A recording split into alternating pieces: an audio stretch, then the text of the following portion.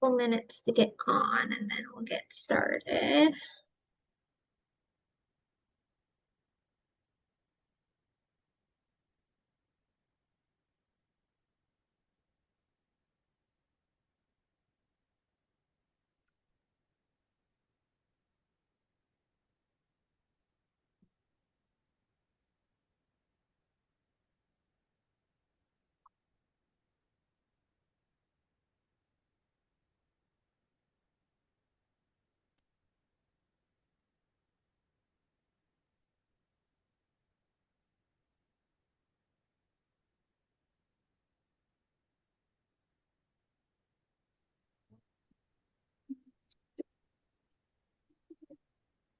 All right, let's go ahead and get started with our accountability check-in. I'm sure people will trickle in as well.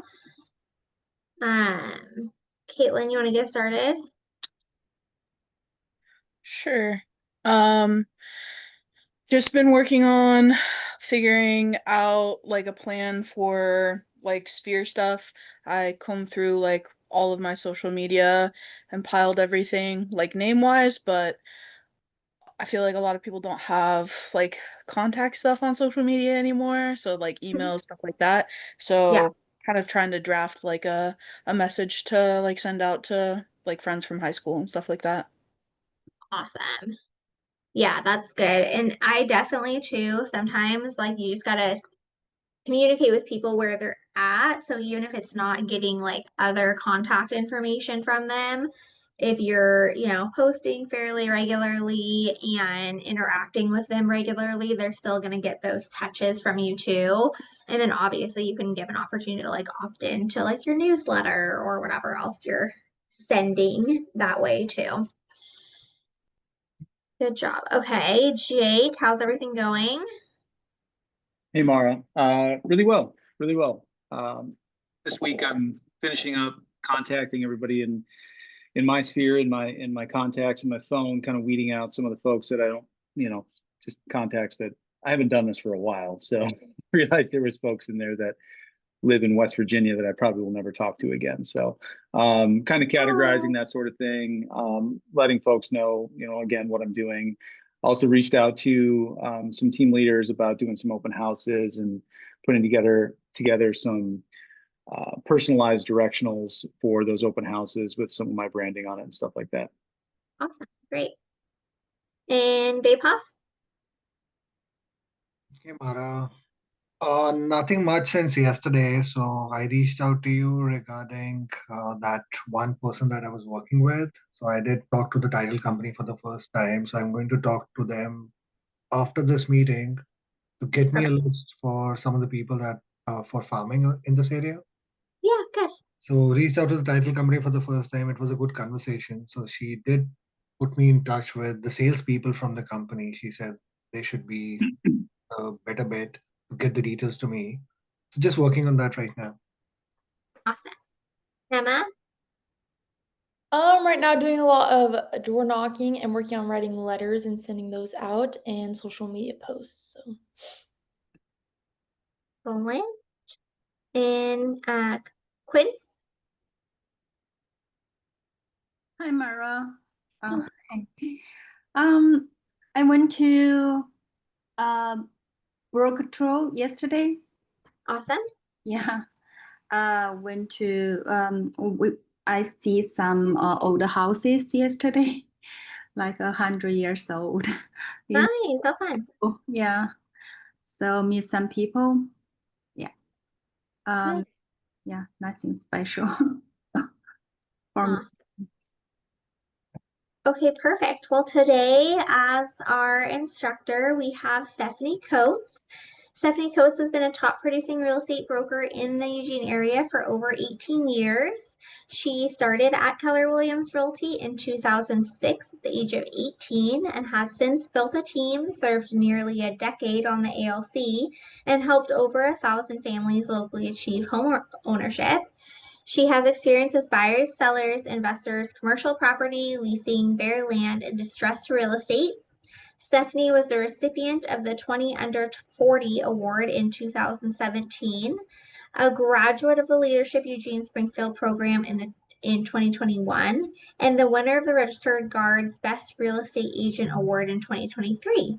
In her free time, she enjoys hanging out with her husband, Bronson. Arnie's 2 now, right? 2-year-old Arnie. 2.5. Yep. Mhm. Yep. Okay, we need to update your bio just a little bit. And then because it also says she's gonna have a new baby in April, which actually is a child behind. So she has a daughter, McKendry, who is 1, and then we'll have her 3rd child in November, so next month. So yeah, she's still being a powerhouse while being a mom to soon to be 3, and you guys are in very good hands. She has had over 30 listings this year alone. So absolutely killing it, and we'll be able to make sure you're well on your way.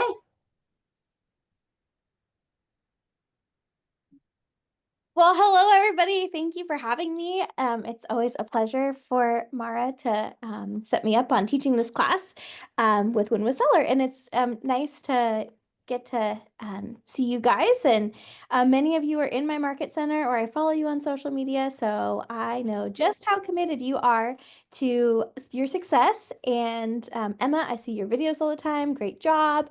Jake's really killing it out there. So anyway, good job. I know it's kind of slow starting sometimes, and just keep doing what you're doing because the leads are going to come. So great work. I'm proud of you guys. Mara is here to help me because I can sell houses. I just can't do Zoom very well. So can I share the PowerPoint thing? Yes, do you have it open in your computer?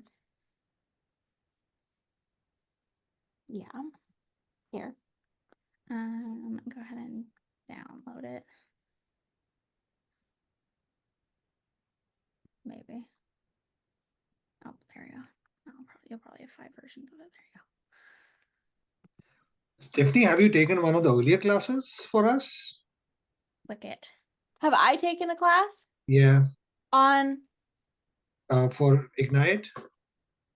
In She typically teaches this one each time. okay. Okay, perfect. Now we're to Zoom right here. Yeah, okay. And then share screen.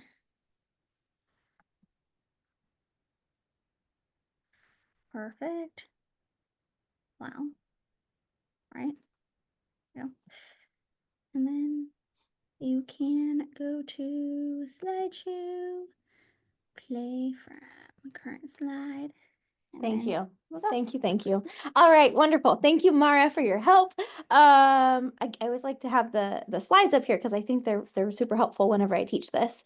So yeah, this is the course that Mara has me teach with Win with Seller. So that's what we're on today. Another thing, it's always nice for me to kind of learn from you guys where you're at in the process, because sometimes I have groups of people that I teach to that have never taken a listing before, and then other times I have groups that have taken several. So it's kind of nice to kind of hear where you guys are at, so that I'm not speaking to the right audience here as to kind of how this all works. So first of all, you guys are again doing great. With everything that you're doing, keep up all the good work. I know it can be a little tedious, but keep it up. I promise you the leads will show up. So we are going to talk today about what is a seller, who are we looking for, how do we get the appointment, your pre-listing packet, the listing appointment, agreement, and just kind of how basically to get the listing and win with the seller. So more or less from kind of the time the phone rings or you find the seller to the time you list their house is kind of what we're going to talk about, and a little bit of things that might happen after that. So, while leads are vital to your sales business, seller listings are critical to your ability to build it to its highest level with the lowest cost and highest net.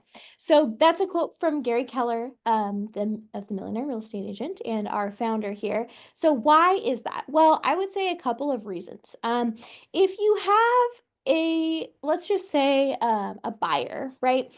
Right now, our inventory is up in most markets.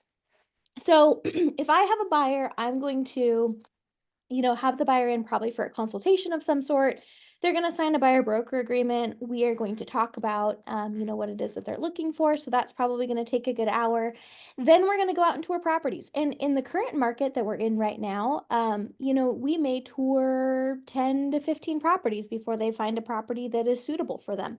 So every time they're going to tour those properties, we are taking time to drive from our home or our office or wherever it is to, the property we're going to show. We're probably not going to show all 10 to 15 in one day, right? So this is likely going to be multiple appointments we're going to take this buyer on.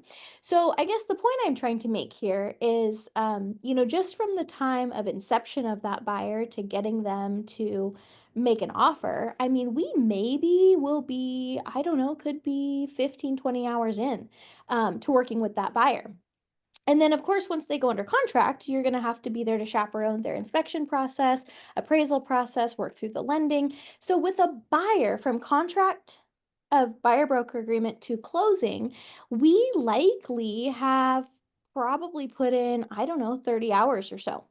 Not good, not bad, but of course, our commission structure on that is going to be just about the same as what we're going to get on a listing, right? 2.5%, 3%, or whatever it is that you're charging. So my dollar per hour on that buyer is going to be pretty low because of all the work I'm going to have to put into that. If I have a listing, on the other hand, let's say we are going to probably talk to our seller. We'll go through all this today on the phone, have some sort of a consultation in person, likely where we walk through the house. We'll prepare a market analysis report, and then, we'll have the property listed, hopefully. So after that, you may be responsible for some open houses, there may be some house showings, but undoubtedly you are probably looking at probably 10 to 15 hours of work for the exact same pay, right?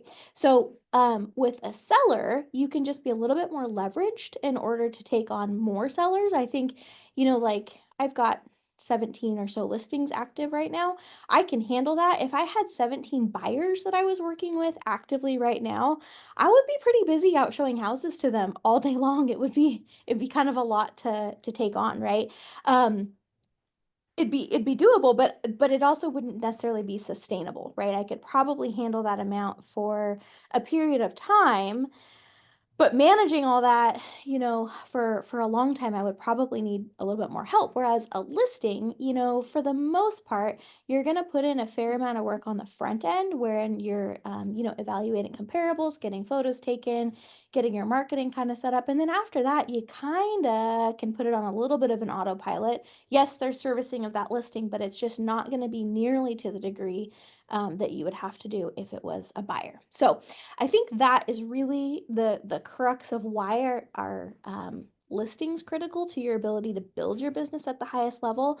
The other thing that listings will do too, and we'll go over today, is they really give you more opportunities to market. Like if I have a listing, I mean, I can put that thing on my social media, on my Instagram over and over and over again. I could show different components of that property. I could do a virtual tour one day. I could show a floor plan the next day. I could talk about the kitchen one day, right? Like there's going to be more and more things I can talk about. And then if I do an open house or a broker tour, here's another event I can market, right? As opposed to, hi, here's this house again. So I think it just gives you a little bit more to talk about, to share with your sphere. Whereas with a buyer, yes, you can market, that you're out looking for properties and I'm showing houses, but sometimes with buyers, things are a little bit more confidential. And so you maybe can't market as much with a buyer, or it's maybe less interesting to your sphere. So again, I think listings give you an opportunity to market more of yourself.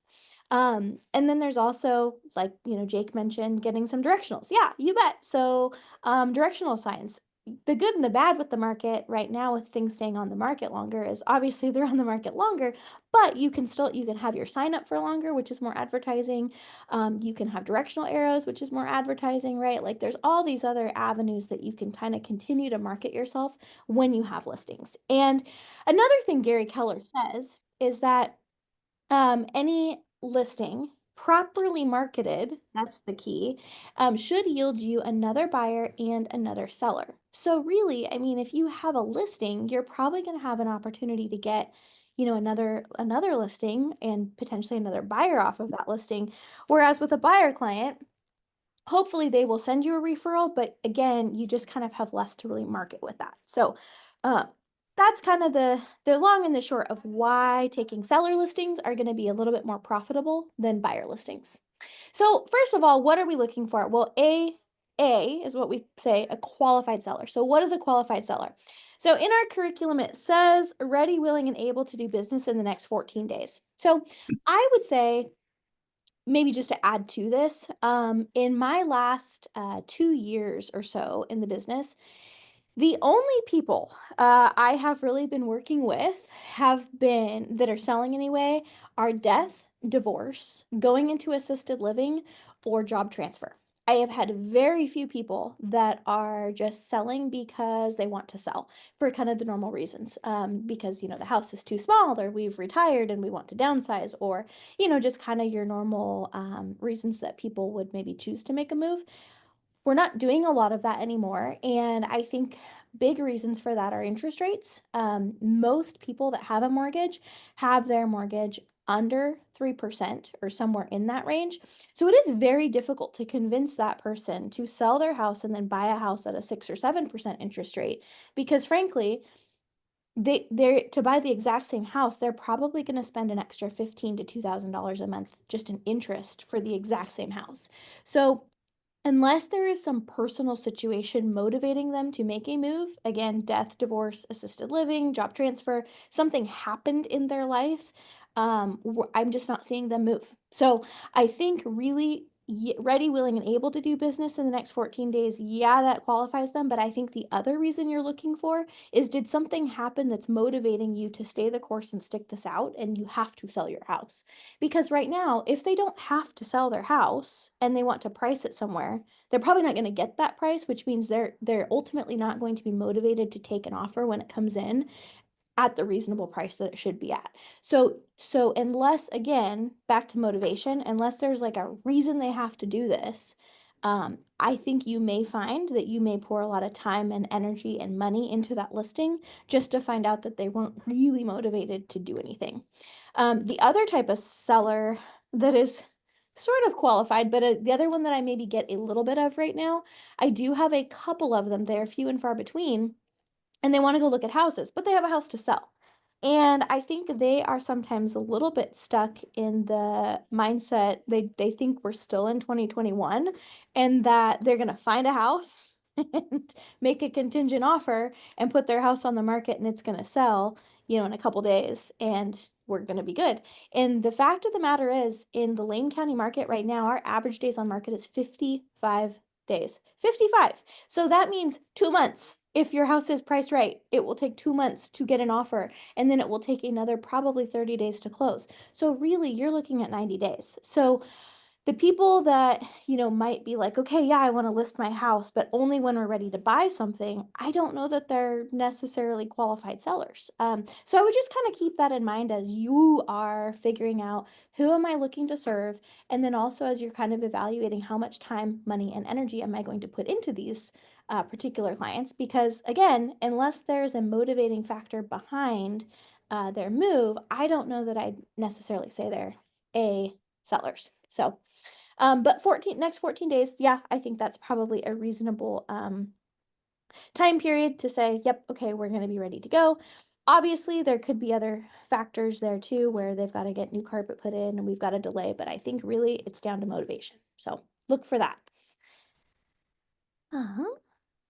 All right, we talked a little bit about leads, listings, leverage. Okay, so again, back to that. So like leads are great. They're the forefront of your business. But again, as we kind of discussed, a buyer lead, fantastic. but a seller lead is going to give you the listing that's a little bit highly more leveraged type of a client to have right now. The only caveat to that, I guess I would say, is back to average days on market, right? I mean, 55 days, that's kind of a while, 2 months, and I don't think that's going to get better as we move into the holiday season. I think we are going to continue to see a lot more seasonality. The other thing I think we're going to come up against is I do think there's kind of a lot of economic distress out there right now, and I think we're going to continue to see more of that going into the new year. So I think your listings are going to sit a little bit longer, and I think that you'll need to be prepared for that. A buyer, if you do have a hot buyer right now, I mean, they might be kind of golden, so they may transact sooner than 55 days anyway. So I guess consider that. But again, back to the leverage. Yes, you can certainly work with a lot more listings at a time than you could buyers. So that's kind of the whole idea behind that.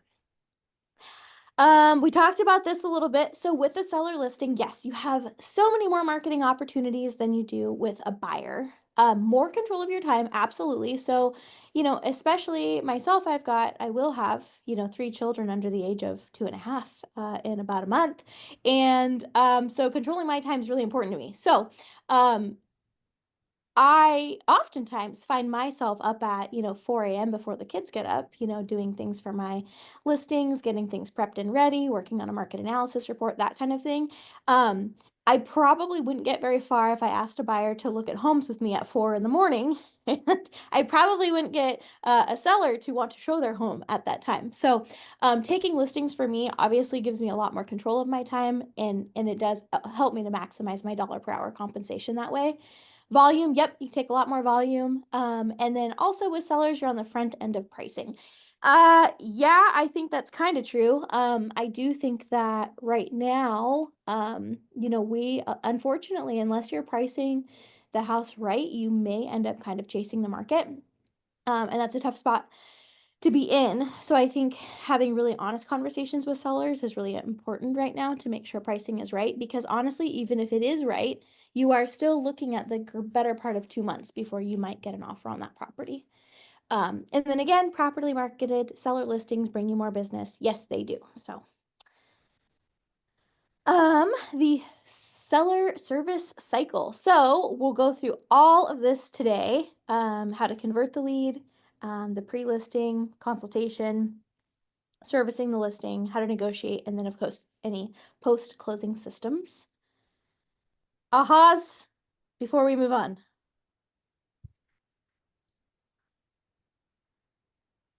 No. Okay. Next, get the appointment. All right. Okay, converting your A seller. So first of all, yes, I think we need to identify we have an A seller, and back to how do we do that? I would say definitely by seeking first to understand their motivation for contacting you to sell that property. And again, I think I would in this market look for a motivating factor that might not be thwarted by market conditions, right? So like somebody died, they have to sell the house. Do they have to sell it? Yes, they do. Going into assisted living, I've got a couple of those. They are now making double payments. They're very motivated to get the house sold, right? So you kind of want to look for like, is there a reason that they really have to sell? I've had twice in the last month or so, which is totally fine. It happens, but sellers that wanted to sell properties for whatever reason had motivation, but then the property wasn't selling. We weren't getting showings, which is kind of normal right now, and they chose to rent the property out. So I think you also want to verify, like, okay, do you have another option to like rent this property, or is there, from your perspective, is there a way I might lose this listing, right? Like, or what is your other strategy? And I do have some other sellers right now too, where I think I might even just encourage them to rent out the property because I don't think they're going to get for it what they would like to get for it, right? So I think always kind of evaluating like, well, where are we really at? And then how can I honestly best serve you? But then also kind of like, what's the end game of our listing period here? So for converting them, yeah, we want to respond right away. So it is speed to lead. That's the name of the game. So depending on the type of business that you are going after, if you are, and I'm sure you guys have talked about like have mets and haven't mets, right? So if it's somebody in your sphere that is reaching out to you, they're probably doing it because you've done a really great job so far of marketing yourself, doing your Facebook videos, really getting, out there with whatever you're doing. They're excited. They want to support you. So if you take a couple hours to call them back, are they still going to want to sell their house with you? Absolutely. They're really excited to work with you and they want to give you the business. Like they couldn't be happier to support you. Now, Zillow leads, let's say, internet leads, you had better respond to them. Like I don't quote me, but it's like under a minute. Otherwise, they are on to the next agent because they do not know you, like you, or trust you. So they really don't care. They just need somebody to help them with whatever it is that they need help with right now. And if you don't get back to them right away, you have lost that deal. So I would just kind of think about it like, obviously, treat your sphere like gold, but just know you probably have a little bit more leeway with those people than you would like an internet lead. Right now, I definitely like wouldn't recommend paying for a ton of internet leads, but that is certainly a source of business that you could go after if you so chose. The other type of lead, like if you guys wanted to go after distressed properties, sometimes that's another option too. We've got a lot more foreclosures, people in default, like potentially short sale listings. So like if you were, let's say, going after that kind of business, those people, I think they probably fall into the respond pretty quickly category 2. Otherwise, again, they might be interviewing several different agents. And so kind of your timeliness, I think, is going to be what's going to maybe earn you that business. So next, get your valid and complete information, determine motivation to speak to it, and set an appointment. So usually you want to get the appointment like as soon as you can. And part of the methodology there is that, like, again, you don't necessarily know if you're being shopped. Are they talking to other agents? Do they have other appointments set up? And then you also don't know who you're competing with too. So some agents will try to shut down any additional competition or like listing appointments that they have set for the future. So you want to get in there first and fast, deliver the best presentation possible, and really try to close for the business. Again, otherwise you might, lose that option there. So what do they want most? Well, statistically speaking, it looks like they want you to price it competitively, market it to buyers, sell it within their time frame, help them find ways to fix it up and sell for more, and then I don't know what other is. But what I find most from sellers, like, I think this goes back to the motivation, right? Like figuring out, okay, well, I mean, right now, most of the time they're in dire circumstances, like something bad has happened in their life and they really have to get the house sold. So, sometimes it's just kind of helping them figure out like what's your path forward and how can we help you move on, whether that be your assisted living, whether they're getting divorced, whether, whatever the case may be. So I really think what they want most from their agent is somebody that's going to listen to them and just really kind of be there for them and in their corner, because it's probably a really stressful situation that they're in. So that would be my takeaway. Yes, you should do all these other things, market the property, help them get top dollar, sell it quickly. But I do think really that's really what they're looking for, is just kind of an advocate and somebody that's going to help them through this situation. Build confidence and trust. Yes, you do. So I think, and maybe I'll go back to this a little bit, but one of the first things that I will kind of do in the initial inquiry process. So like, let's say they've called and it's somebody from my sphere, it's a referral. Maybe I don't know this person. So ideally, like kind of how I want to intake that lead and like kind of how I want to handle them from the beginning, like my process would be, hopefully they've called and I'm at my computer, or I have a way to pull information up on my phone. So I want to kind of intake that lead. Hi, Stephanie, I'd like to sell my house. Oh, great. I want to find out who referred you, where'd you come from? And then of course I want to think, wherever that referral came from. But what I first want to do is when I have them on the phone, I'm going to ask for a couple different things. So, we'll kind of hear a little bit, okay, and what are you looking to sell? Or, tell me about the situation. They'll kind of start opening up. A lot of times you don't want to ask real specific questions. You want to ask kind of open-ended questions. Oh, okay. And what's causing you to to want to sell today, or what's going on, and just kind of shut up and let them talk, because they'll usually tell you, what the situation is. So I think that's important to kind of start by just getting an idea of like, okay, who are we talking to? What's the issues? What's going on here? Secondly, I usually, when I'm on the phone with them, I want to pull up the property address. So in our area, I'm in Lane County, we use Arlid. And for those of you that are elsewhere, there's probably some equivalent tool that you guys would use up in your areas. And so this is for the county records, being able to pull the county records. So, with that, I want to have, I have them on the phone. Okay, and what is the property address? Oh, it's 123 Main Street. Great, let me pull that up while we're on the phone. So I'm going to pull up 123 Main Street, and from there, I'm going to ask them some basic questions about what I'm seeing here. And so I'm going to say, okay, great. So it looks like it's a 4-bedroom, 3-bathroom, built in 1972. Does that sound right to you? Now, yes, I'm trying to confirm the information because, especially in our area, county records can sometimes be incorrect. If the property's older, we often have that arise where maybe it has not been updated, just for a variety of different reasons, but I want to confirm what I'm going to walk into. The other thing I'm really looking to do, and how I'm looking to build confidence and trust in them at our next step, is I'm trying to evaluate who are they. So you guys, I'm sure in your course here have learned about the DISC personality profile, the D, the I, the S, the C. So when I'm asking them these questions, yes, I want to confirm the information, but I'm really just trying to figure out who they are. So when I ask them to confirm like square footage, let's say, the D is going to want to rush me off the phone. They don't want to talk. They just want to set the appointment, sell my house, let's go. The I is going to giggle a lot. They're not really gonna know. They're gonna say, "Oh, it probably sounds right. I don't really know. Sure, okay." This is going to be fun. They're going to be jovial, excited. They're going to talk when I ask them additional questions about, tell me about the improvements you've made to the home. They're going to talk about the colors that they painted it. And they're going to talk about, their couch and, the fun things. So that's how I'm going to identify that person. The S is going to respond. She's going to be very scared. The biggest thing that an S doesn't like is change. And this is a big change. So they're very sad. They're very scared. They're unsure. They're going to be very timid on the phone. They're going to be very quiet. Yeah, I think that sounds right to me. I'm not sure. They're going to be very unsure. The C is going to correct me. They're going to say, well, no, I believe the property is 1724 square feet.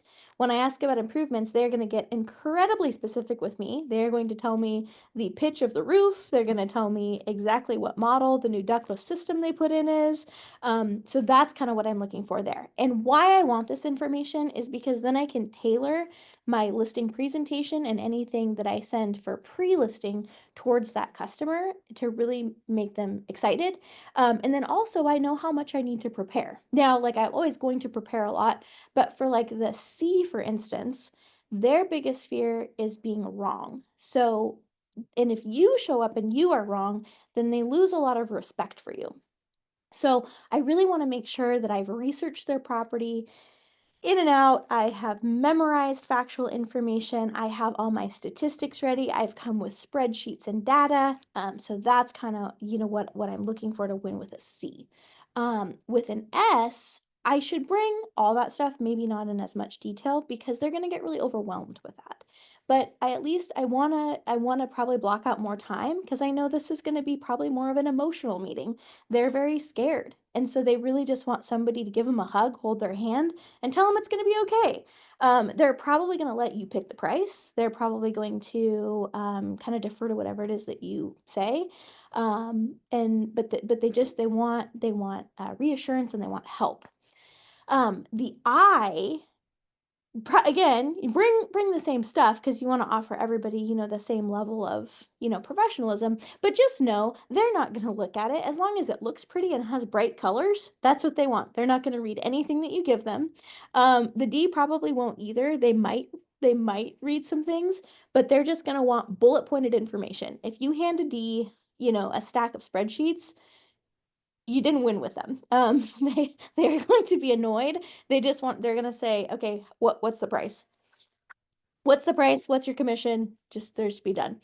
So those are going to be kind of like how you want to identify who they are on the phone, and then kind of figure out, okay, for the next step, how am I going to tailor my presentation to you? The other thing that I want to do in this initial phone call, I want to confirm who's on title, and I want to get some more information about who I'm meeting with too. So a couple examples of what I'm looking for is, so like down in Arlid anyway, you'll have property owner, but then there's another section where it'll show taxpayer name. So I always want to double check both of those, because sometimes you have a additional taxpayer that is on title, but it's not showing up here. That person is going to be somebody that's going to have to sign off on not only the listing, but then of course, when you guys get to closing as well, because they're technically an owner. So I want to find out when I'm on the phone with whoever's called me, who is this other person?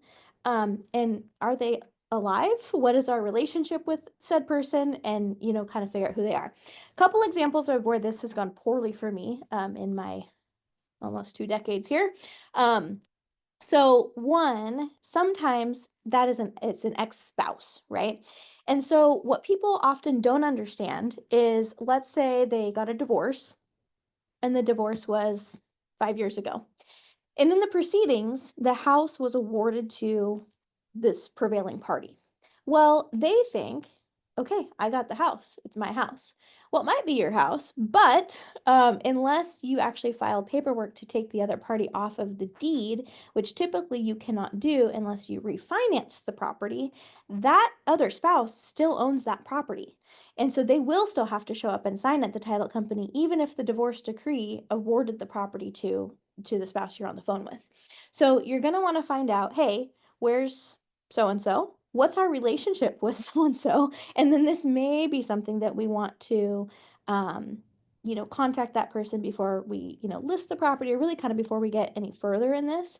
If we have a concern that there might be even some trailing judgments or something due to this divorce decree, I would highly recommend contact whoever it is that you are going to use for your title on this, and just ask them to run a preliminary title report up front, and that way it's going to identify any judgments, any liens, anything else that might pop up here. Because it's really unfortunate to get to closing, or get when you have an offer and then you find out about these things, and then it can kind of present a little bit of a mess. So I would definitely recommend that if you have any inkling that we may have any problem here. The other place where I've been doing this most commonly, and this is another thing that might come up especially now, is let's say you're talking to the child of somebody who has passed away. So a lot of times they know the finances of that person. Many times they have no idea about the decedent. And sometimes that decedent maybe had, you know, some liens against the property that didn't get paid. I mean, I've had situations where they've had dementia. I mean, there's just a lot of things that, you know, they didn't know. Or maybe the person that's now inherited the property or is the trustee for the property, you know, they are from out of state. They didn't really have a relationship with this person. They were just kind of next of kin, and so here they are, and they really don't know. So again, I definitely would encourage maybe pulling a prelim up front. And I think that's another kind of touch point, maybe even before you sign the listing. Your seller's going to feel like, wow, this person's really going above and beyond. They're doing things that I didn't even know you could do. I didn't know you could call a title company and do that, because most people don't. And the title companies for like us, they will do that for free. If just a random person walks in there, I think they usually will charge them, you know, a couple $100s to do this. So again, that's another big benefit you can offer. The last one, so again, kind of on the same vein of somebody that might be deceased.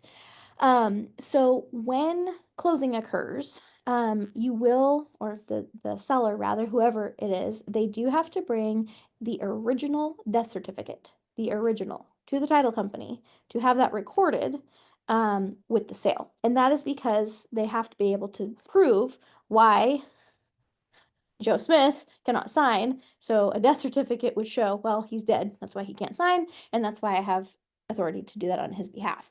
So the death certificate has to get recorded with the final deed. So where this gets a little bit messy, I tell this story when I teach this class. I had a property out in Springfield. I think they had 5 children.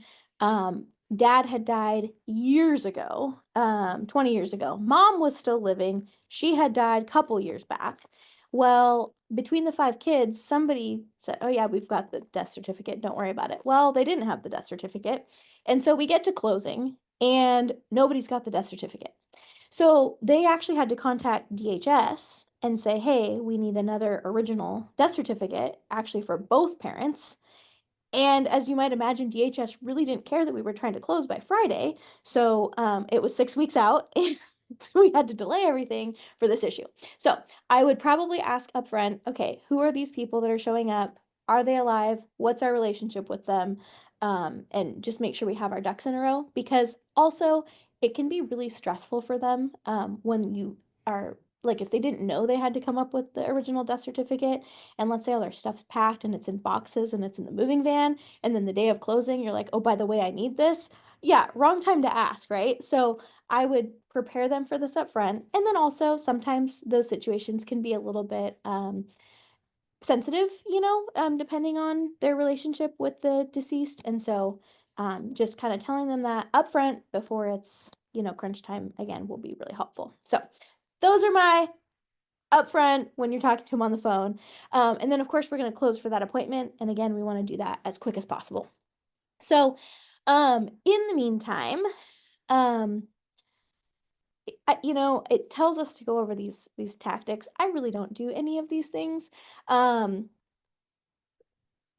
Show them the benefits, the take back close, the negative positive close. I mean, there's all these sales tactics.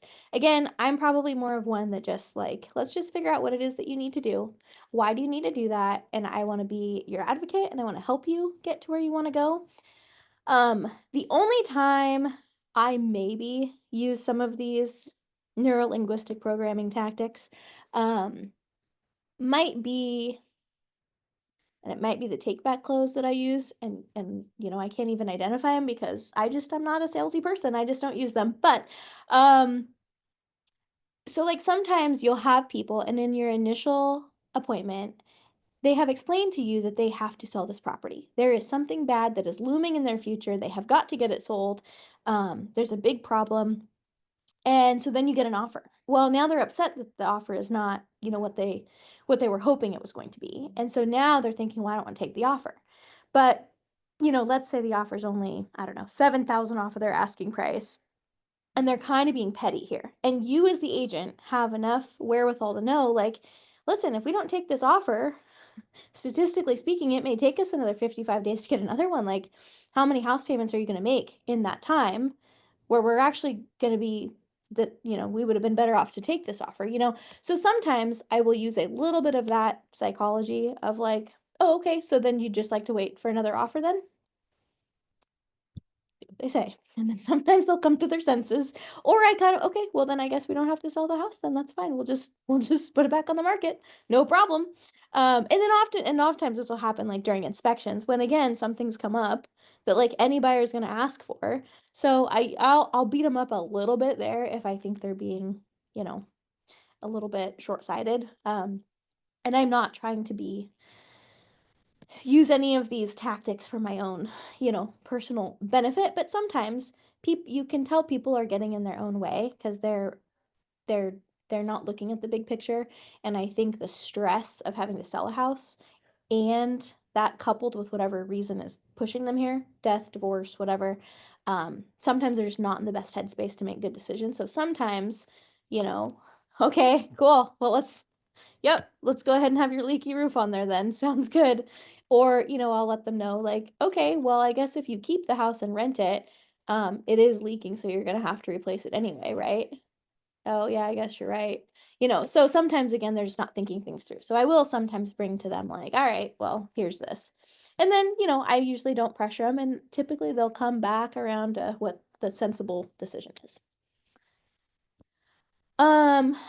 Questions versus objections. So with this, I kind of like to say, I think the difference between a profession, like what is a professional? It's somebody that knows what they know and knows what they don't, and they know the difference between the two.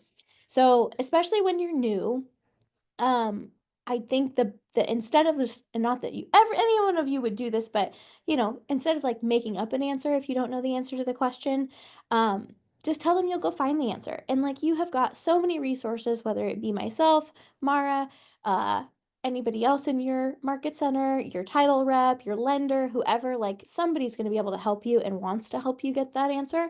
So, I mean, I would just be honest, I don't know, but let me find out for you and then get right back to them. And I think that continues to build confidence in them, that you are going to help them with what they need to be helped with. So,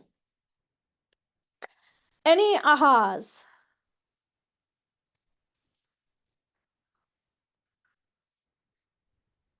Yes, the preliminary report. Mhm. Smart. It's not something we would think of.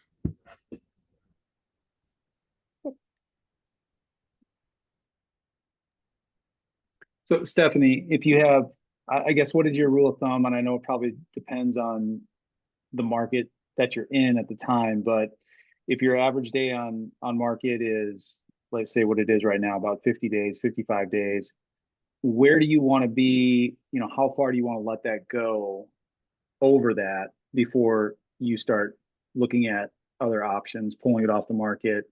I don't want to say pressuring them, but incentivizing them to be like, hey, this, you know, we need to maybe pull this off, rethink things, or, you know, especially if they're against any type of price reduction. Yeah. Great question. And you hit the nail on the head with like, okay, our market's at 55 days. So I mean, you're in the last couple of years, I mean, when a seller wanted to price high and our market was moved like where the average was like 11 days on market or something, then a lot of times I would indulge them and okay, sounds good. Well, but statistically speaking, we should have an offer in 11 days. So how about this? If we don't have an offer in 22 days, which would be twice the average, then can we agree that we'll drop the price to X? And I probably would execute those price adjustments like upfront with them so that there's a plan moving forward. To your point, yeah, 55 days. I don't think we should probably wait 4+ months before we visit this again. So I mean, I think your general rule of thumb is like put it out there and like this is where as an agent right now it's a beauty competition, like put your best foot forward, get the best pictures, get the best marketing, blast it all over social media, tell everybody that you know, like you really have to do a ton and put a lot of effort forth because they're going to feel beat up with price reductions. And so I think as long as you can demonstrate value and like, hey, I've been busting my butt over here trying to get a buyer for you and it's not working, they're going to be a lot more receptive than if it's just a sign was in their yard, nothing happened, and now here we are, like, hey, I need you to drop your price. So I mean, I think probably in this market, if you have it on for like 2 weeks and you haven't had a showing, which is very possible, then it's probably time to say, okay, let's adjust. If you've had some showings but no offers and like nobody's interested at 30 days, I think probably then. I mean, I would say, and I think the other thing too to talk to about is like course correcting quickly because I think in a declining market, like the last thing you want to do is, you know, hold and then because of inaction, the market has declined. So where you could have dropped it here, now you're looking at, you know, a steeper drop there. So yeah, I'd say probably 2 weeks, 30 days, like every 2 weeks, revisit it.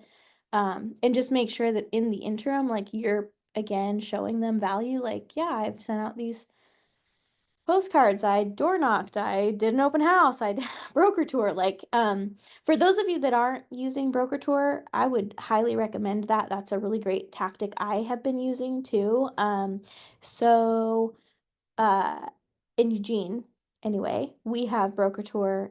It's every Wednesday. I'd recommend you do every other Wednesday because we do an in-person meeting every other Wednesday.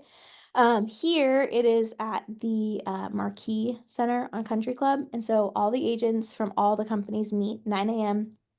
All the new listings for the week are pitched. You can put a listing on Broker Tour if it is a new listing or if it's at a price reduction or if there's been a significant change to the property. So significant would be you replaced the carpet, you painted the house, something like that, and you're putting it back onto tour. I get the properties that I like my listings on, like as soon as I can, after we list the property so we can get feedback. So I'll hold these up here. So like these are some examples. So like I have a feedback form that I have them, all the brokers fill out. And so like my form will say, rate it based upon location, price, condition, floor plan, curb appeal, overall appeal. So then they can put, you know, excellent, good, fair, poor, whatever. How long do you think it will take the property to sell? In your opinion, what prevents it from selling? What are your improvement suggestions? At what price will the property sell? And then any additional comments. And then all of the different brokers, you know, fill these out.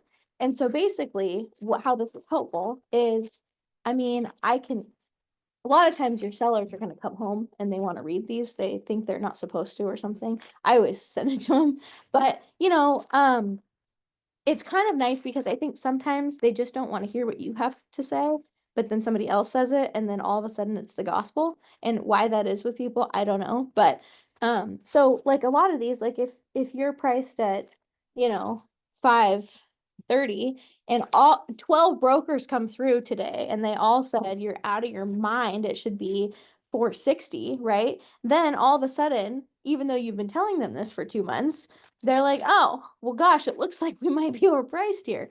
So it's a great tool. And I like to use it like as we just emerge onto the market because I think it helps us to get suggestions, course correct, and also helps me to have better conversations with the seller. So I'd totally recommend doing that. On the flip side, if you are a new agent, I think it can be a great opportunity to go tour listings too. I think that's some of your homework in your Ignite here is touring listings. When I was new, I mean, I would go to broker tour. We had it every week at that time, and I would go out touring.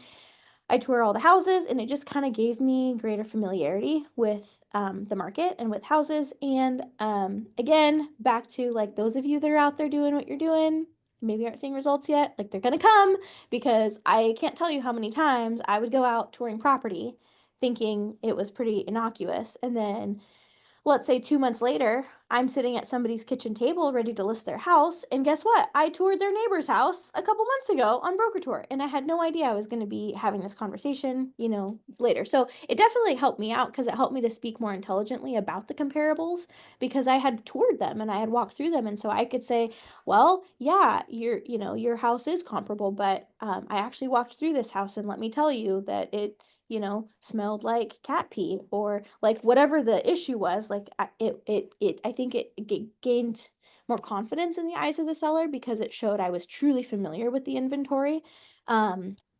And then, you know, you just also never know when you're going to run into somebody. When I was new, I went to every Tupperware party, baby shower, Costco on Saturday and wore my name tag, like anything I could do to get myself in front of people, like especially people that maybe like I wouldn't necessarily pick up the phone and call. And like if I would find out where they live, oh my gosh, well, yeah, I just actually went to a broker tour at a property on your street. Like again, it gave us a talking point. It was like something that was meaningful to them and they knew their neighbor and they're like, oh, well, how was that house inside? And so again, it just kind of like built more confidence as me as an agent. So definitely recommend that just as a tool as a new agent, like can't hurt you.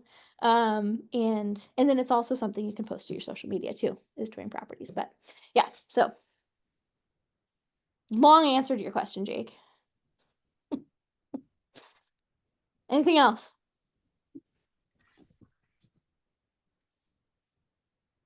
No. Okay. Pre-listing packet. Okay, so I'm gonna talk about that and I'm gonna tell you I don't really do it. I can do it, but let's go over a couple of things of why that could or couldn't be a good idea. So in the pre-listing packet, a lot of times agents will have this beautiful packet, and especially when you're new and you're slow and you don't have a ton to do, like by all means, please customize all those things. Like that's a great idea, and I think you should have them. And like now is the best time to do it because when you get busy, you're not going to have time or think you have time to deal with this. So I would 100% do that. A lot of times in our pre-listing packet, we will put things in there like I do open houses every weekend, or I put your house on broker tour, or I do, you know, this, that, and another thing. Virtual tour. There are some sellers, believe it or not, that are very adverse to virtual tours. There are some that are adverse to open houses. There are some that they've got some weird bugaboo with whatever it is. So I am real careful because I think of the pre-listing packet, sometimes it can give off the opinion that if you are a one size fits all, this is how I take a listing, this is what I do, and that they don't have any say in the process. And so for example, I don't remember who it was, but it was one seller of mine recently. They freaked out about virtual tours because they said that people are using them to case houses and break into them. And so they're like, I don't want a virtual tour. It's like, oh, okay, well, sounds good. But like, had I put that in my pre-listing packet, it would have freaked them out. I have other sellers, and this comes up maybe more often than not, that don't want an open house because they, a lot of times, more, I find this a lot, they don't get along with their neighbors. So they're afraid that you're going to do an open house and that neighbor is going to come through, and we've had this feud for years and I don't want him here. You know, or whatever the deal. So I think a lot of times, like, you'll lose credibility sometimes by putting too much in that packet. So just be careful and just kind of think about that as you're like putting it together. Because I've had like listings that I've gotten that another agent has maybe lost because they were like, well, yeah, I know that they do these open houses, or I know that they do this. Now I know all well and good that agent would have been like, oh, I don't have to do an open house. Awesome, right? Like, we'd have been tickled to like get off the hook on that. But to the consumer's perspective, they think that is your one size fits all program, and if I can't tailor it to what I want. So I just be cautious there. The other thing, sometimes people are like, oh, cool, I'm gonna drop the packet off on the front porch. Well, again, hopefully ask the right questions in the initial phone call, because the other thing I've had happen is maybe they're getting divorced, but one party doesn't know that they are getting divorced yet. And so if you show up with your balloons and your cookies and your pre-listing packet on their porch, that's going to cause maybe a little bit more stress in the situation than necessary. So, or the other one that can be sticky too is if it's a tenant occupied property. I've had this happen before too, where they need to sell the rental for whatever reasons. And the agent goes and they show up and they're, you know, taking pictures outside, or they're looking, you know what I mean? And they not realizing that it's rented. And now you have totally spooked their tenant, and kind of caused more issues. So again, I'd get a good read on like, what's the situation before you go showing up with packets, balloons, cookies, or anything that might pigeonhole you into a certain type of process. Okay, E to P. So entrepreneurial to purposeful. So as agents, usually we get into this business because we are entrepreneurial and we want to make our own schedule and have no ceiling.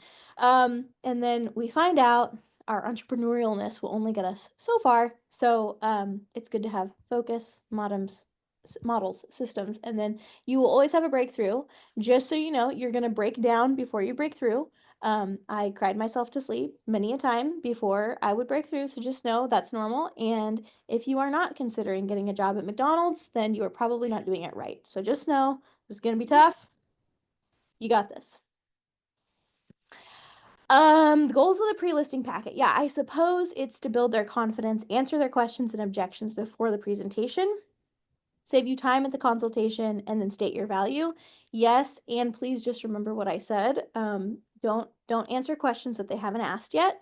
Because again, usually I think the consultative approach has worked a lot better for me, where I just kind of hear, well, what is it that's important to you? What do you want out of this, right? And then just let's tailor a model around that. Like, I don't think that you need to say we have to do X, Y, and Z every time. That doesn't always work for every property. And especially, I think, yeah, you know, depending on where you guys are at, you know, Roseburg, Eugene, maybe up in the Portland area, you might be a little bit able to have a niche market, right? And where I'm going with that is like, let's say I designed a listing packet presentation around what I usually list, which is condos up in Portland, right? But then somebody calls me and they've got a 30-acre ranch they want me to sell. Well, anything I'm going to give them for this right? It's like, it's not going to be transferable information. So I really think it's just important. Just sit down with them, find out what they want, and then let's just build a plan together, you know, I think is probably your best approach. And I think like on The Bachelor, who's seen The Bachelor, right? Like, who always wins? Well, I'll tell you who wins. It is there's the girl there, and it's not the one that's interesting. It's the one that's interested, right? So if you're interesting and you tell them all these great things that you're going to do and you brag about yourself, nobody really cares, right? They care when you ask them questions about them. Like, just be interested in what they want and what they need in their house. Just be interested. And that is how you're going to win every time. And that's who wins on The Bachelor. So that's what I would focus on. Just be a consultant. Again, back to this pre-listing packet. I do not think it eliminates the need for a consultation. I think the purpose of it is that they've reviewed it already so that you don't have to answer questions at the consultation. But again, back to their disc profile, they may or may not. The C will have read it and they'll probably hand it back to you redlined with corrections of where you've not punctuated things. The D probably threw it away. The I thinks it's pretty, and the S is like so scared because you put something in there that scares them. They may cancel the appointment altogether. So again, I'd be real careful. But again, we do have these resources. Please feel free to customize them. And yeah, I guess I would again confirm all the information about decision makers and who you're giving this to as well. Just because you don't want to accidentally lose the listing this way. So be cautious there. Any ahas?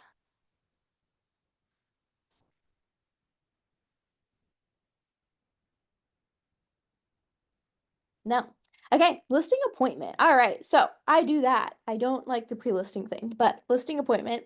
So it's a great time to create confidence, share your pricing recommendation, and then set expectations for how the market will go with your sellers. So yeah, I think those are your three main objections. So and then obviously your goal is to get the signed listing agreement. So we talked about this a little bit in Bold the other day, but like I would always bring with you the paperwork, like just always be ready to close that deal. So, and I would go into any appointment that you have. I'd be prepared there with disclosures, with your listing contract, with everything that you would need to get them to sign to put that thing on the market like immediately. Now, it may or may not happen at this appointment, but like I would show up ready to go because, you know, you want to get to the end zone, act like you've been there before. So let's nail them down and get that signed. And then I would also definitely come as prepared as possible with all the comparables, your expectations for how pricing is going to go, and like what you're going to do to market that property. I would be careful, and we did talk about this like in Bold the other day too. If you're going to bring a CMA or something of that nature, I wouldn't have a price on it. Because unless you've been to this property before, and it's like your friend or a family member, you might not have any idea what you're walking into. So if you show up with a market analysis report and it says your property is worth X, you may be way off in either direction if you walk into this property and you find a lot of deficiencies, or the converse could be true too, that maybe it's far nicer than any of the comparables that you were using.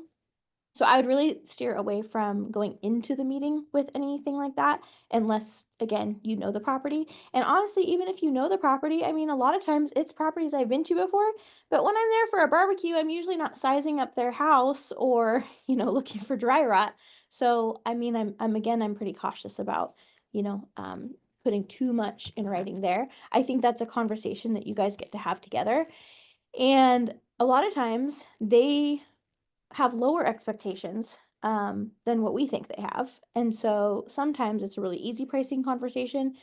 Other times it's harder, but again, I would just be cautious about how much you put in writing ahead of time.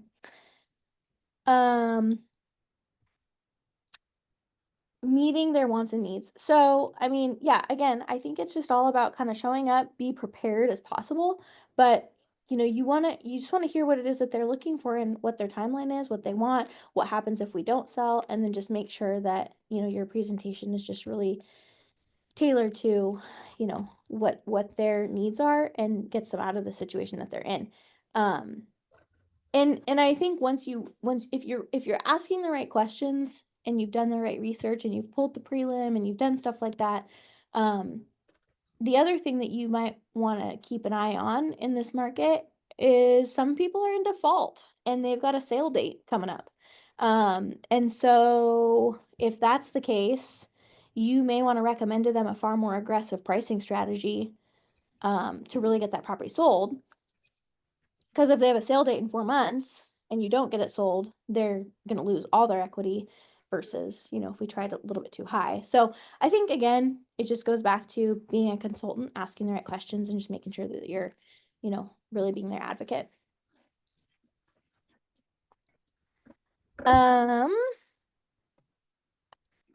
So yeah, I think there's lots of questions in your book and in the things that you can customize.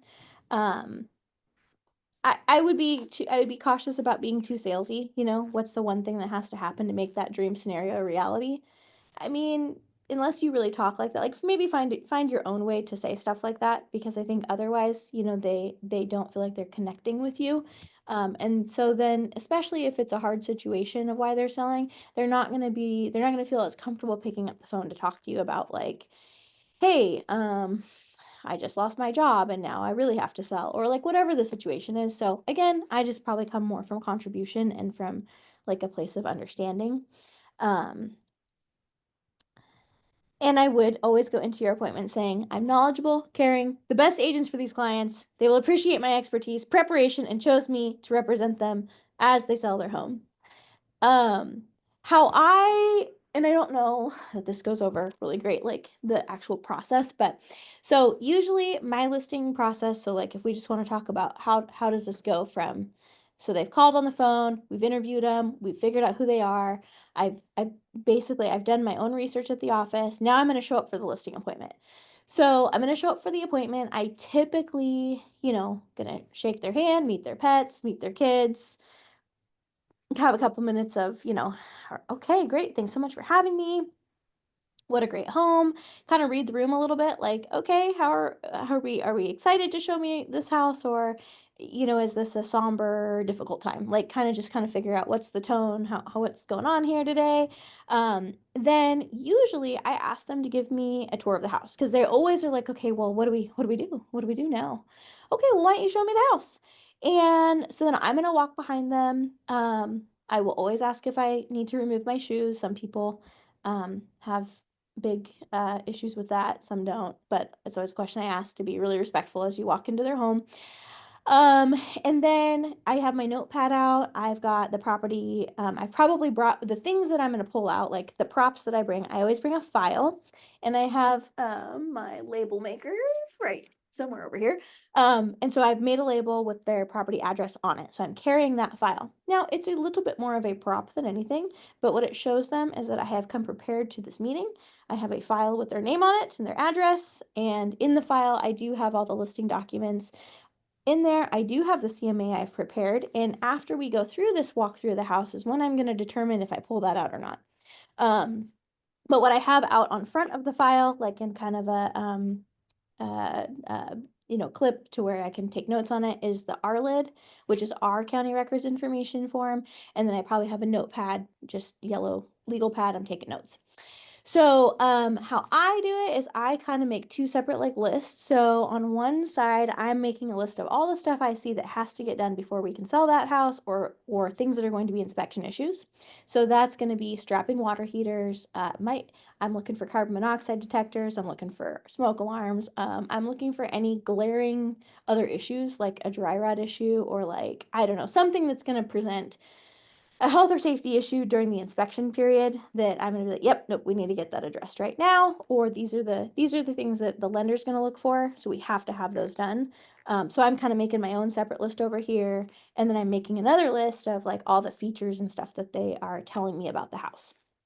So as we walk through, they'll give me the tour. A lot of times they're going to tell me so much about the house and, you know, the improvements that they've made. And I usually when they are kind of like, well, what do you want to see? Well, I just want to see your house. If you can kind of share with me, any updates, improvements you've made, and then also if there's any deficiencies or anything that's, not working, we can kind of talk about those as we go through as well. So usually they give me, an idea of kind of what they've done. If there's anything in the home that I notice that I can tell they've put a lot of time and effort into, like let's say they just replaced all the floors and they seem really proud of their floors, I'm gonna probably ask them, and what kind of floors are these? What species of wood is this? And I'm gonna take notes on that because when I get the listing, undoubtedly they're going to want to make sure that I included that this was an acacia, cherry wood, whatever it is, right? Flooring, because to them, they spent a ton of money on that type of, flooring product, and it's going to be really important to them to see that in the listing, right?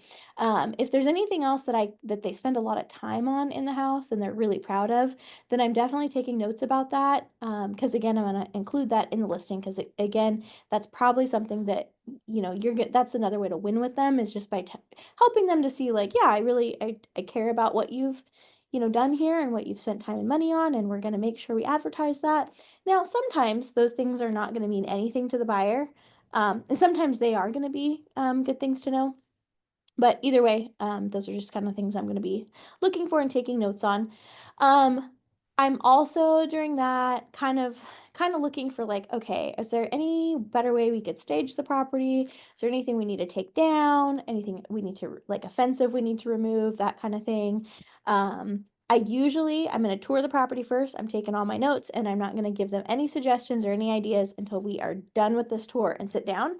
And that partially, there's two reasons for that. One, I want this to be their time to show me their house. So I don't want to slow their roll here, take them off track. Like, please show me your house. The other thing is, sometimes you've done 30% of the tour and they're like, well, what do you think about this over here? And I'll say, oh, okay, well, yeah, no, maybe your answer first is, yeah, we need to address, this guest room. Absolutely, this is a big problem. Well, then you get to the end of the tour and you find out there's a gaping hole in the back of the house, and there's black mold and the roof's caving in. Well, now this guest room is really not that big of a deal, right? So I kind of want to see everything in its totality before I start making suggestions. And then the other thing, after we kind of get done and we've done our full walkthrough, and I feel like I've gotten a full picture of like the property, any deficiencies, like what are we working with here? Then we can kind of talk about, okay, well, so I think I got a couple options for you here, and I like to give people options, right? You could do absolutely nothing, and you could price the house here. And if you did that, I think this is how long it would take to sell. You could do X, Y, and Z, and I think that might get you this much value, or you could do this much work, and I think you would get this much value. What do you guys want to do? And sometimes that again opens the conversation up to, no, we have absolutely no money, and there's no way we can do any repairs. I can potentially do this, but that would be about it. And kind of helps me to figure out like, well, what's the best course of action, and how do I counsel you to get out of this situation? I have got a situation right now that I'm working on, and I sold them this property like, I don't know, 15 years ago. They have she has a tremendous amount of equity in this property, but it's just, I mean, she has done a terrible job of maintaining. I mean, it's god awful. I mean, so bad. I was there with a contractor on Monday that there was like a leak in the shower and she just let it fester for like years. So now the flooring is completely saturated, the entire bathroom, and it's seeped into the hallway. So like we've got like a lot of stuff to deal with. Now, she doesn't have any money, but what she does have is a lot of equity. So, like, I was able to find a contractor that's willing to do this and get paid out of escrow. So, and I found a buyer off market. So, like, we're going to be fine. But it was me asking the right questions to say, okay, well, how do you feel about doing this? What do you feel about not listing it? How do you feel about maybe taking a little bit of less, but we could guarantee you could get it sold? And so anyway, again, back to why I don't like the pre-listing packet. Like, if I would have showed up at Jessica's house with that, she would think, oh my God, well, Steffi can't list my house because I have this gaping hole in my bathroom and I'll never be able to do. Well, no, there's a way to get around that, and we figured it out. But again, it's just back to like asking the right questions. So So anyway, I would see the whole house first. I'd make suggestions, and then again, I think that again opens it up for like more conversation about like, well, where are you really at? Like, and what do you really need to get done, and how should we maybe best approach this? And then it can help the two of you figure out what's the best course of action moving forward. From there, depending on the state of the listing, like sometimes we have got, we're gonna mow the yard and blow the leaves, and like we're pretty much ready to go next week. So what I'm gonna do is I'm gonna close for pictures. So my photographer that I use, and many of them now, you can book them online. So a lot of times I'm sitting there, okay, cool. When are we ready for photos? Oh, I think I can do them next Friday. It's my day off. Awesome. So then I'm going to log on to my phone right then and there. We're going to book that appointment. Cool. Pictures are Friday at 1. Here we go. Boom, my listing.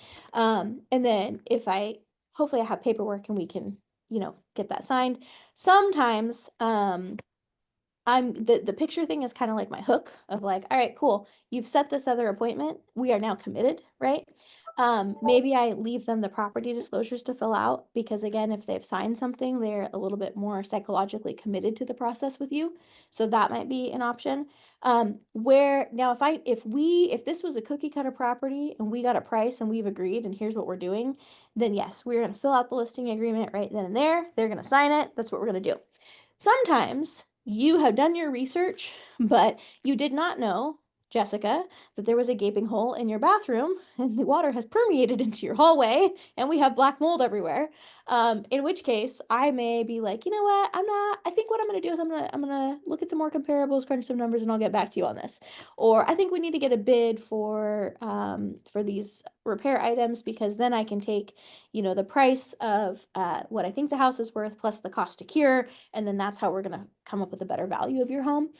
So I might, not that I'm stalling, but I'm kind of just trying to like get a better idea on pricing and how I can fairly represent that property. The other thing, and I've had a couple of these here lately, like sometimes your seller doesn't really want to go to market with this, and sometimes it's so bad that might be a good idea to sell it off market, like this house I was telling you about.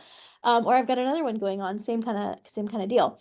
So if that's the case, many of you probably have investors that you work with, or you've got agents in your office that have investors that they work with, that are kind of always looking for off-market cash deals. So sometimes if it's pre-foreclosure or it's so distressed, that might be an option to like present to you. Okay, well, what if I go back and kind of look for an off-market buyer? Like, what do you think about that? And then sometimes you might be able to, double in that transaction and find an off-market buyer that wants to take on a project like this. So I would ask again, like, is that something you're open to? And maybe we do that before we go to market. Like, there might be a couple different strategies here depending on the property. If it's turnkey, ready to go, this is a Hayden home in a neighborhood, 3-bed, 2-bath, and a cul-de-sac. Let's list this. Let's do it, right? Like, but again, I would just it's not one size fits all.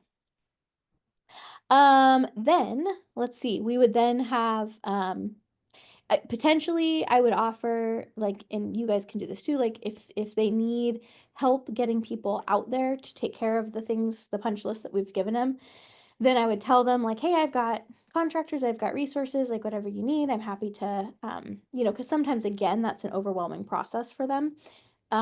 So oftentimes, I'm quarterbacking and lining up painters or landscapers or chimney sweeps, whatever. So just offer that to them. And if you are new and you don't have a list of locksmiths and chimney sweeps and, whatever else, just know somebody in your office does. I probably do. So don't hesitate to reach out, try it on the Facebook group, call whoever your mentor is, because I'm sure they probably have a really great person that would be more than happy to step in, get the work done, or whatever we need to do. So okay, listing walkthrough. We are ahead of the game. Talked about that. Handwritten thank you. I have found in my career that was always a good thing to do. So like even if you get the listing or you don't get the listing, I think it's nice to write, dear Mr. and Miss Seller, thank you so much for having me out to your home. you know, looking forward to working with you, or, you know, wishing you the best of luck with your sale.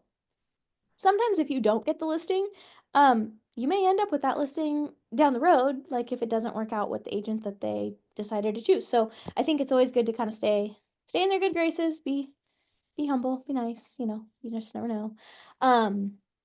And then, I mean, I think if you, depending on how this appointment went, sometimes they're just kind of like, they want a price. They just want to know what their house is worth, and they're not really sure yet if they want to sell or not. So then appropriate follow-up time, like I would, if at all possible, I would get them that market analysis probably within 24 hours. If you left the meeting saying, "Let me do some research and I'll get back to you," I would say 24 hours. If you can do it that day, amazing. If not, like the next day. If you can't get it done the next day, or like you're waiting for other information, you're waiting for a bid, like I would just be kind of consistently calling, following up to like let them know, hey, I've got so and so coming out. I'm just waiting for their quote. They said they'll have it by Thursday, or, you know, whatever it is, just to kind of keep them engaged. Otherwise, like they may go off and find another agent. So I'd stay engaged that way. If you send them, and this has happened too, where I've sent them the market analysis report and then it's just absolutely crickets. And you're like, huh, well, did you like it? Did you hate it? Like, what's the deal? I mean, I would say, like, what I've always told assistants in the past is you call, email, call. So you meet with them, you do the analysis. Okay, cool. You're gonna send it over to them. I'm gonna call them immediately as I hit send on that email. Hi, Fred, I just want to let you know, I just emailed you over that market analysis report. Here's kind of what I'm coming up with. Do you have a minute? And then kind of go over it with them on the phone. And I try to do that before they read it, because again, sometimes could be good or bad, right? Like they may be really happy with what you put, or they may really be mad about it. So I kind of just try to like punch them with it and then see what their reaction is. And then that way we can kind of figure out like, all right, should we move forward? Should we not? Like, what do you want to do? Helps me to know kind of where to tailor putting my time. And then I will, you know, sometimes they don't want to tell, they're like, okay, cool, we'll take a look at it. All right, cool. So then I would then call again to follow up, maybe like the next day or the day after, just kind of depending on what the situation is.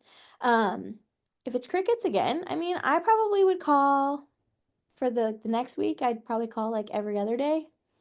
Week after, I mean, every day. I mean, text them, call them, email them, follow up. Like, I really probably would continue going after that business and chasing that business until they either list it with you, or they tell you they do not want to list with you, or, you know, you see it listed with somebody else, I guess. But I don't think I wouldn't give up chasing that lead. Like, I would still probably continue to follow up and go after it. And then also find out like, okay, well, you know, sometimes it's because they didn't like your price, or sometimes it's actually something like really silly that they didn't like, or they, not to tell you to like drop your commission, but maybe they're like, well, yeah, but this other agent said they do it for this amount.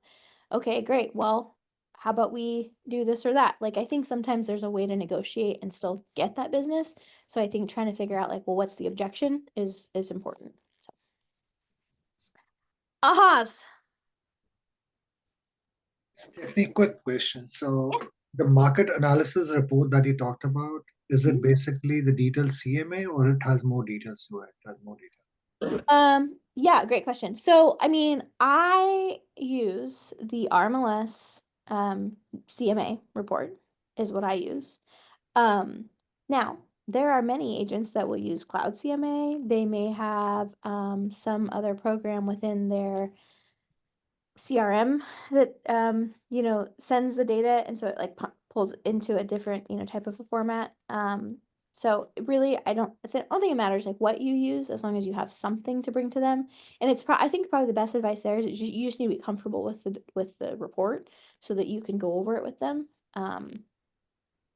in a fashion that like shows that you are familiar with the data. Okay, so the CMAs that you do, it's on RMLS.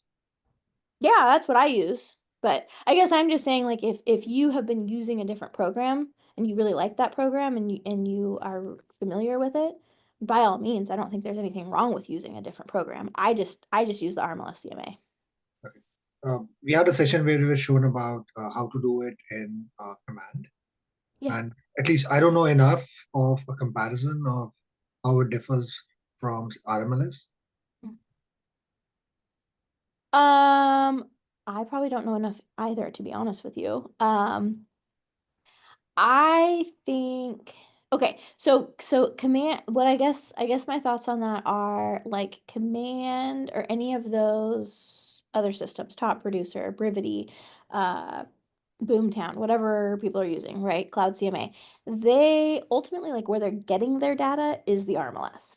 So if I'm in the RMLS and I'm utilizing that, there's a bunch of other things I can do. Like I can click the history button and I can see, oh, well, they started at this price. Or, oh, well, that listing actually, here's where the data is now going to change because, yeah, it sold after 10 days on the market. But if I click history and I look at that, no, they actually had that property on the market for 8 months. They started at this price and they changed agents twice, right? So then that tells a different story than like what Cloud CMA or Command is going to gather from the data when it just syncs it over, because they're only going to take just it by the MLS listing number, right? So like if there's more to that buried in the data, then RMLS might be your better option, at least for your research purposes. Now, if you want to use a different program because it looks prettier or, you know, whatever, because admittedly, yeah, the ARM, it's not an attractive report by any stretch.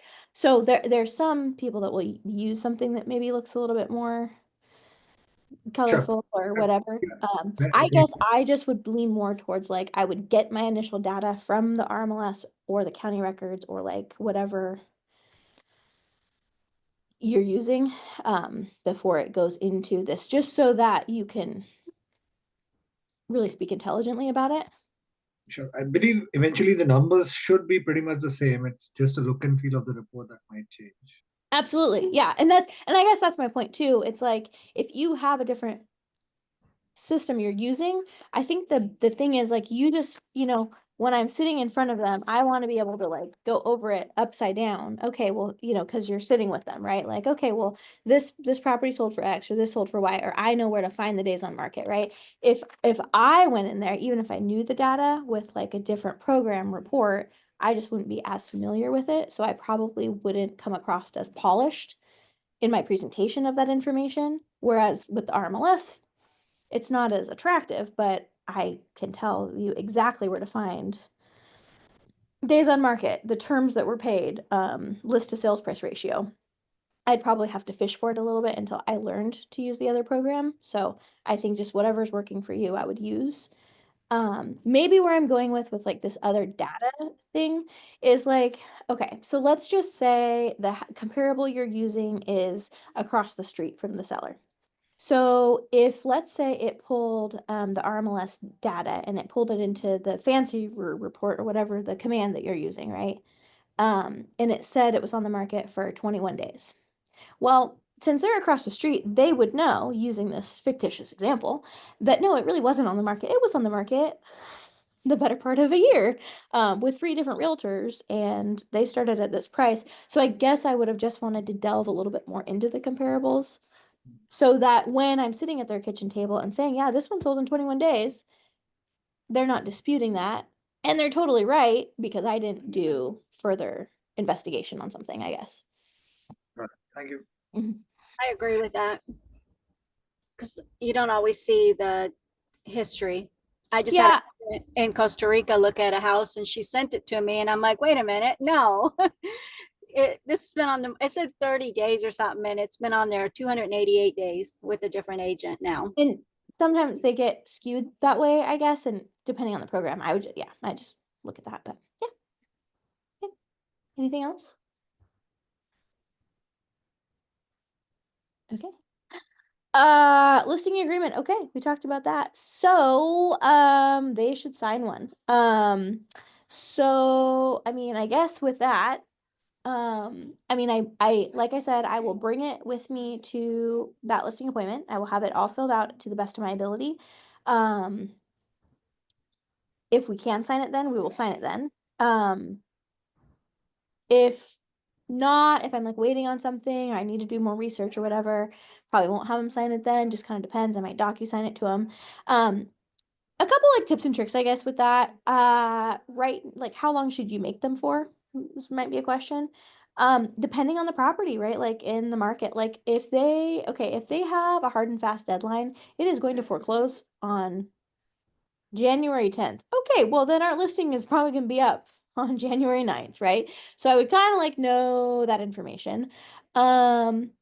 I would be cautious given like here average days on market's 55 days. I probably would not go like less than 2-3 months because that might take you that long to get it under contract. And if you're not giving yourself enough time to list it and market the property, like you're kind of selling yourself short and you're going to end up paying a lot of money for staging, photography, so on and so forth. So anyway, I would kind of take that into consideration, take their circumstance into consideration, take market conditions into as you're trying to figure out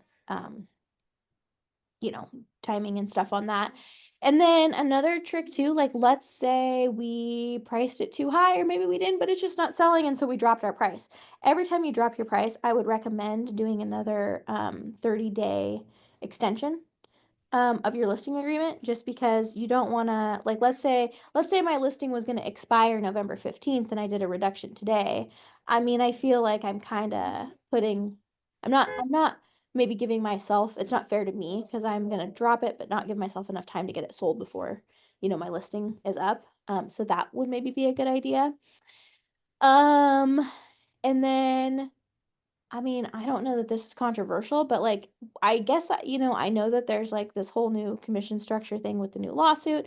I mean, 9 times out of 10, they are going to pay the buyer's agent. So whether you put whatever your fee is on this listing agreement, I would make sure you let them know, hey, you are likely going to be responsible to pay another 2.5 to 3% or whatever is customary in your market to the buyer's agent. And another thing I do at this stage too is I will always run a net sheet for them. I personally use Fidelity Agent. Many of the title companies have an app that they will give to you for free. Fidelity Agent just happens to be my favorite. But basically I can put into there, I'll do it, I'll show you here. Seller, so I can put, $500,000 sales price, conventional. You can put in there like their loan amount, the approximate closing date, what they're paying for fees, and then it'll populate out. I'm just making up a property here. And let's say they owe 125. There you go, compute. And then it'll shoot you out a really nice, you know, and then you can also send it to them in like a graph format, all kinds of things. Send full report. Hold on here.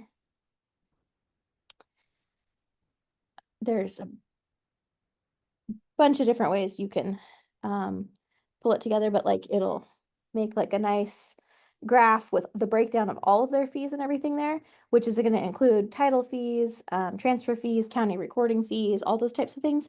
So whether I know like Western Title has, most title companies will have something like this, I would use it. And I think that's another way you're going to win listings too.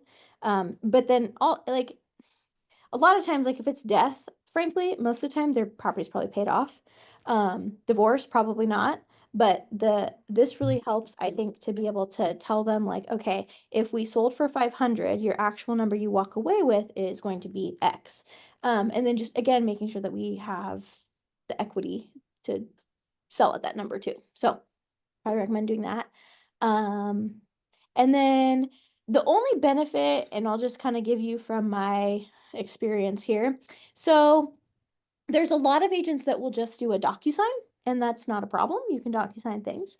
The listing agreement or the offer, sometimes I think it is not a bad idea to actually do it in person because then you can go over the document line by line and answer a lot of questions that they may have. And I guess from experience, I have found in the instances where like I didn't go over this up front, That's when I get phone calls at 10 o'clock at night on Saturday because they're worried about something that I didn't do a good enough job explaining to them on the front end. So a lot of times this may seem like, well, gosh, it's 2025. Why are we signing papers in person here? This is dumb. What it will do is it'll help build trust and confidence with your seller. It's also going to probably go over a lot of questions that they have. And sometimes it'll even just prompt them to tell you more information that could be useful to you to know about the transaction, like what you're about to embark on with them. But I think it really just makes them feel like, okay, cool, she's got it handled. I'm not worried about it. Whereas the ones that just DocuSign here, sign this, I'll list your house, and then there's no communication, that's when they kind of freak out and get worried and talk to their neighbor and their friend at work. And then they have all these conspiracy theories. And that's when you get inundated with questions. And I think a lot of times with them, once they're fired up about something, it's harder to calm them down than if you had just kind of like done a good job at the beginning, and then they don't get as worried. So Do you pay for that Fidelity or is it free too? it's 99 cents A a month? month. Yep. Expensive. There's a free version, I do believe. I get I think something happened where I think you have to pay something that's 99 cents. I find it super worth it. I think Cascade has like one online that might be free. But whoever your title, they will have something equivalent. And in that app too, like there's also resources for buyers, or there's a way to sell to net, or there's other options to where you can actually help them go over like holding costs. So like, hey, you don't take this offer and you decide you want to wait a couple more months, this is what that's actually costing you. Oh, look, it's worse than the offer that we have here. So there's a lot of cool tools on that particular app. I like that one. That's a good idea. Because you can use that, actually, you can use that on somebody who isn't wanting to buy like immediately, right? Yeah, I mean, I always kind of like give them my little disclaimer, like, hey, this is usually pretty accurate, but you know, it's and for buyers too, like there's a lot of factors, but at least it gives them a general idea of like what their payment would be. Or the other thing I use it for sellers right now with too, which this is sometimes mind blowing, sellers that have a mortgage. Like, let's say, just for fun, it's a $500,000 house and they bought it 10 years ago. Maybe their mortgage is $1,800 a month. So if I use that same app and I plug it in as though I'm the buyer and I'm buying your house today for 500,000, their payment's going to be like 4,300 a month, right? So sometimes if you show that to the seller, they're like, oh my gosh, I would never pay that much for my house. And you're like, you're right. And that is why it is hard to find a buyer for it today. But sometimes you just have to kind of give them some perspective and then they understand. So that's the other thing I use that app for, is just helping sellers to understand like this is what it's costing. What's the exact name of the app? If I'm looking it up. Fidelity Agent. Oh, gotcha. Thanks.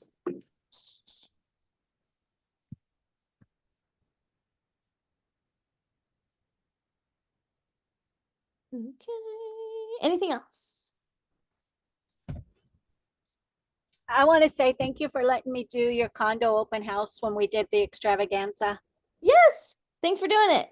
Yeah, I actually ended up getting a sale out of it, and I apologize it wasn't yours. Whoa, that's amazing. Good job. Good job. So thank you. But I did see that yours did go pending. We are finally pending, so yes.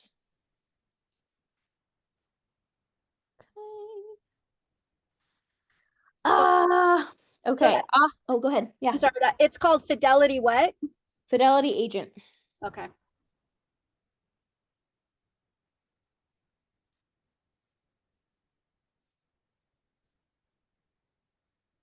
And again, if you're in a different, or you got another title, like there's probably very equivalent other apps to this through your title rep. And they usually do offer it for free or for super cheap. So I'd recommend it. I think it's super helpful.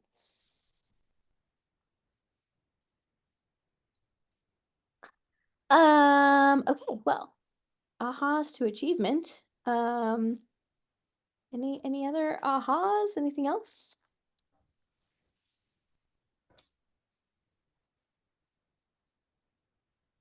I know Emma is in bold with me as well, and we were able to listen to both Stephanie and another agent, Bethany Olson. I believe she's up in Salem. Kind of go through what they do on a listing appointment, and it was starkly different, but it just goes to show that there's no, right or wrong way or one way to do it. Obviously, both very successful, and Bethany was, I mean, pretty buttoned up as far as, all of her information that she was bringing to the table, and overwhelmingly enough with everything that she brought. But yeah, it was really cool to see both approaches, and obviously both very successful doing it. Thank you. Thank you.